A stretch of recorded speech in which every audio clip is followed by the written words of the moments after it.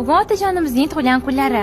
Yoshligimizdagi eng katta orzularimizdan biri bugun ikkinchi bora yana amalga oshdi. Ro'parost 2 yil oldin otamizga mashina sovg'a qilgan edik. O'shanga bugun yana tug'ilgan kunlariga o'sha o'zlariga yoqqan mashinani sovg'a qilishga Alloh o'zi yetkazdi. Yaxshi kunlarda haydasin.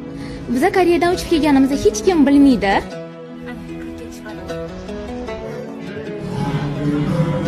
Voy. Qatdan kelding?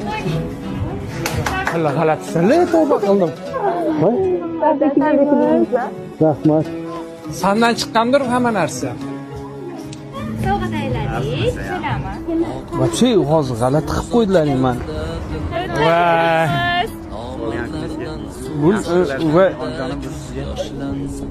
davralarda dunyolardan gap boshlansa rahmat. Baxtimizga sog'